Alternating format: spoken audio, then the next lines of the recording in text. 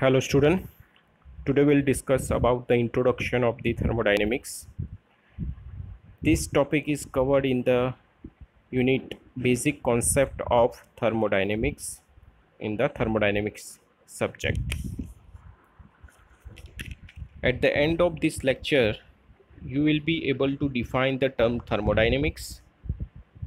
Also, you will be able to identify the application of the thermodynamics and understand the macroscopic approach and microscopic approach.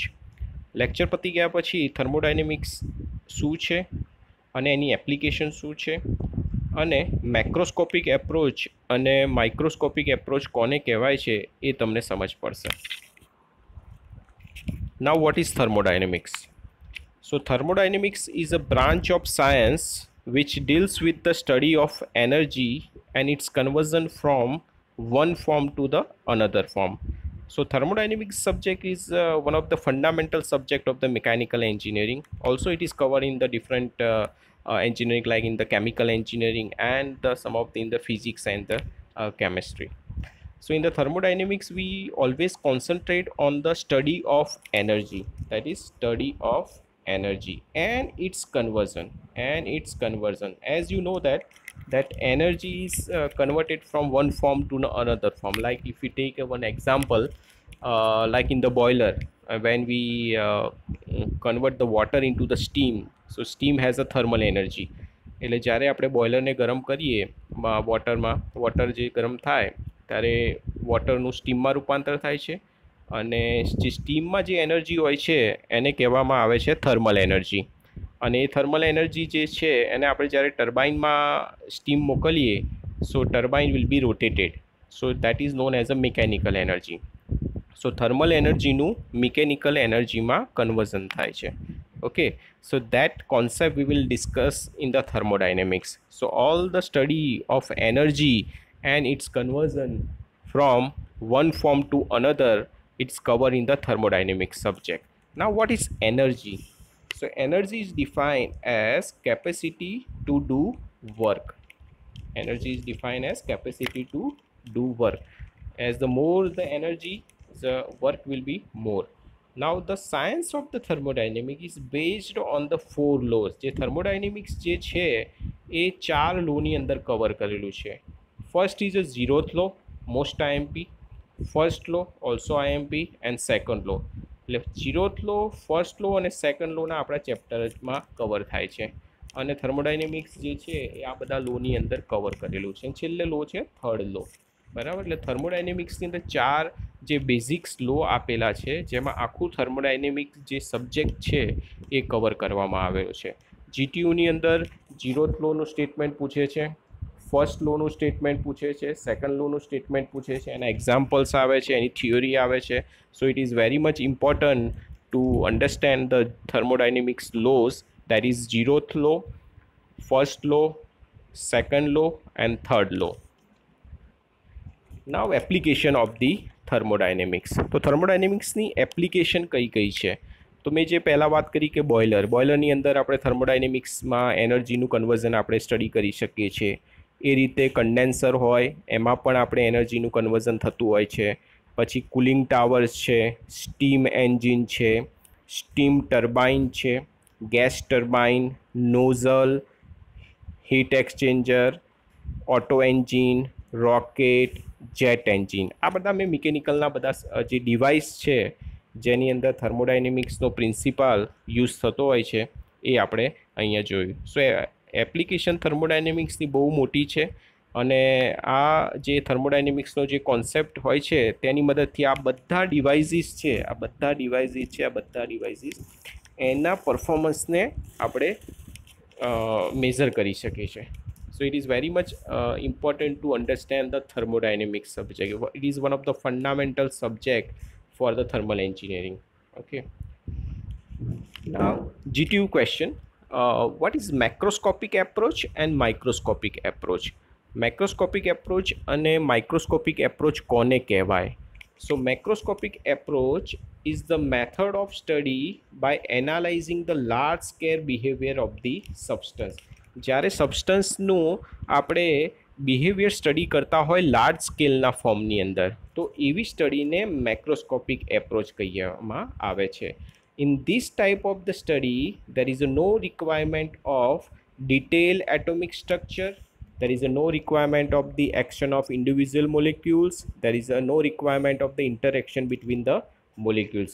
એટલે મોલેક્યુલ્સના જે atomic structure જે છે એની કોઈ આપણે requirement નથી જ્યારે માઇક્રોસ્કોપિક એપ્રોચ લેતા હોય ત્યારે.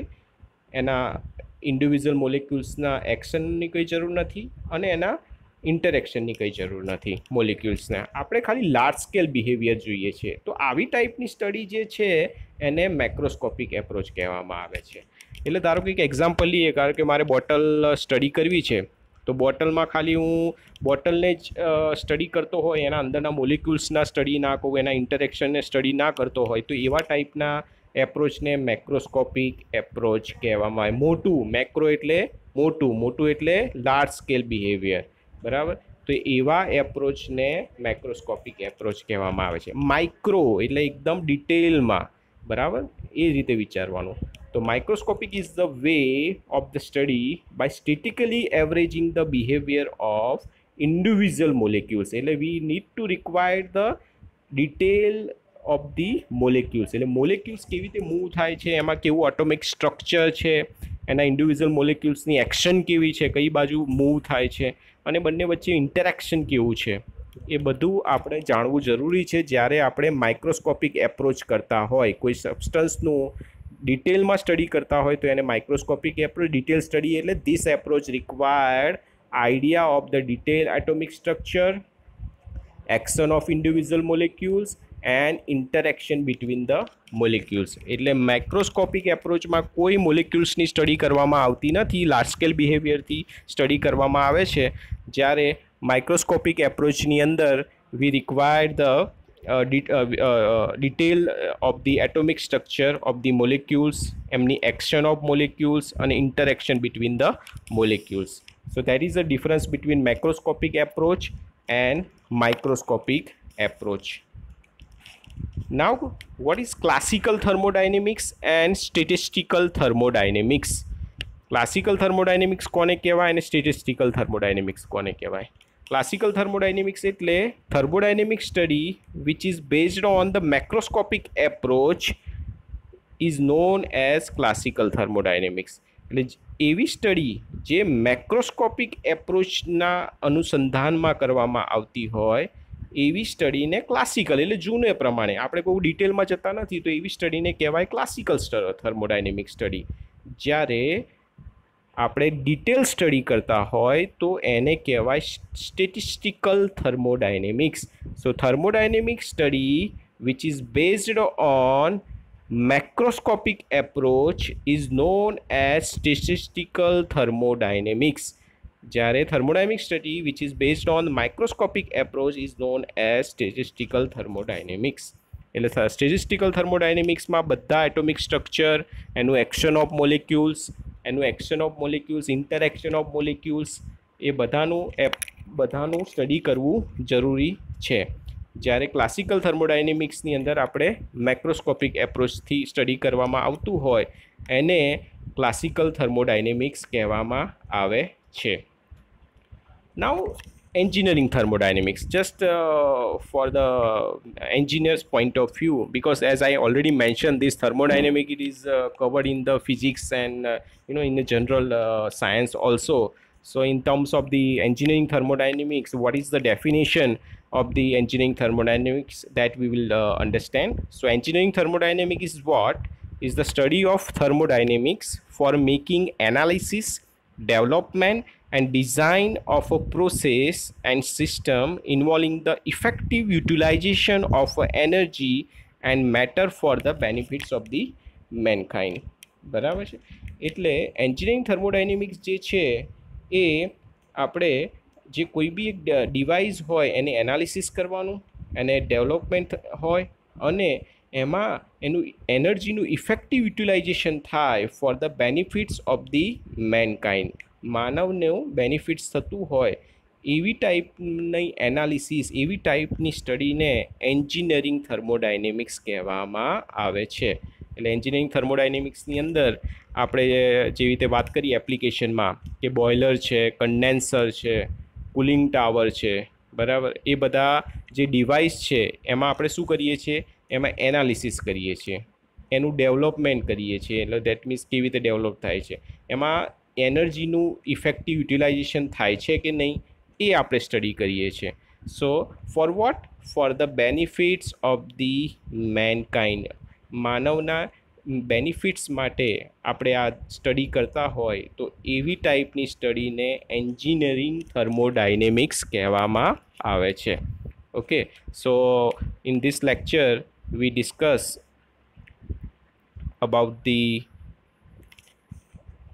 thermodynamics. What is the thermodynamics?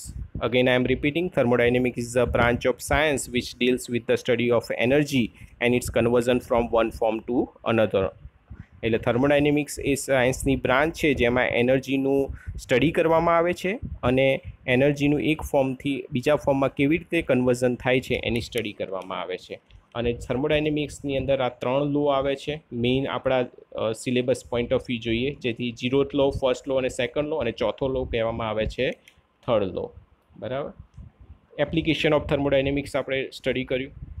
Then we discuss about the macroscopic approach and microscopic approach. Macroscopic approach એટલે મોટું એટલે લાર્જ સ્કેલ બિહેવિયરમાં સ્ટડી કરતા હોય તો એને મેક્રોસ્કોપિક એપ્રોચ કહેવાય. જ્યારે માઇક્રોસ્કોપિક એપ્રોચ એટલે ડિટેલમાં સ્ટડી કરતા હોય તો શું જોઈએ?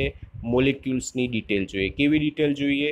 Atomic structure, action of individual molecules and interaction between the molecules.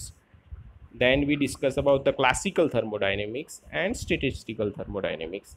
Classical thermodynamics એટલે મેક્રોસ્કોપિક એપ્રોચના બેઝ ઉપર કરેલું હોય, અને ક્લાસિકલ થર્મોડાયનેમિક્સ અને માઇક્રોસ્કોપિક એપ્રોચની બેઝમાં સ્ટડી કરેલી હોય થર્મોડાયનેમિક્સ એને સ્ટેટિસ્ટિકલ થર્મોડાયનેમિક્સ કહેવાય. પછી આપણે જોયું એન્જિનિયરિંગ થર્મોડાયનેમિક્સ, જેમાં એનાલિસિસ કરવામાં આવે છે.